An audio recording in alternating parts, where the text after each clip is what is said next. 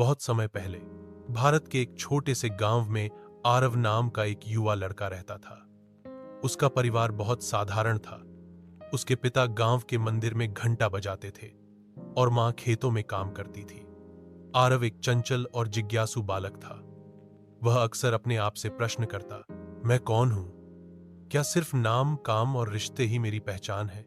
एक दिन गांव में खबर फैली कि एक बौद्ध भिक्षु भंते अनुपम पास के जंगल के विहार में प्रवास कर रहे हैं। वे वर्षों तक हिमालय में तपस्या कर चुके थे और अब लोगों को ध्यान और आत्मबोध की शिक्षा दे रहे थे। आरव की उत्सुकता बढ़ गई। वह भिक्षु से मिलने चल पड़ा।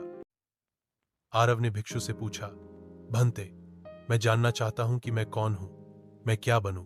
भंते मुस्कुराए और बोले, यदि तुम्हें स्वयं को पहचानना है तो पहले स्वयं से मिलना होगा। आरव ने चकित होकर पूछा, स्वयं से मिलना? भंते ने कहा, मनुष्य दिन भर अपने विचारों, इच्छाओं और चिंताओं में उलझा रहता है। जब तक तुम शांत नहीं होते तब तक तुम स्वयं को नहीं देख सकते। ध्यान का अभ्यास। भंते ने आरव को प्रतिदिन सुबह ध्यान करने को कहा। सांसों पर ध्यान देना, विचारों को बहने देना और सिर्फ देखना। शुरू में आरव को बहुत कठिनाई हुई। विचार आ जा रहे थे, शरीर बेचैन होता था, पर धीरे धीरे वह सीख गया अपने भीतर उतरना। वर्षों बीत गए। आरव ने गांव नहीं छोड़ा, न कोई बड़ा काम किया, परंतु वह अब शांत, समझदार और करुणावान हो गया था। गांव वाले उसे सम्मान से आरव भिक्षु कहने लगे।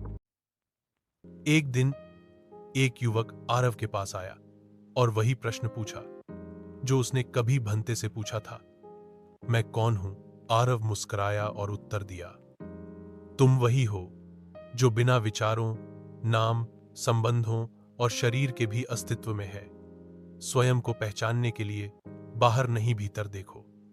उस युवक ने पूछा, और भीतर क्या है? आरव ने आंखें बंद कर लीं और कहा, भीतर शून्यता नहीं, पूर्णता है। भीतर अंधकार नहीं, चेतना है। भीतर खोजो, वहीं बुद्ध बैठा है। स्वयं को पहचानने के लिए सबसे पहले स्वयं से जुड़ो। ध्यान, आत्मनिरीक्षण और करुणा ही वह रास्ता है जो हमें सच्चे आत्मबोध की ओर ले जाता है। बुद्ध बाहर नहीं, हमारे भीतर है।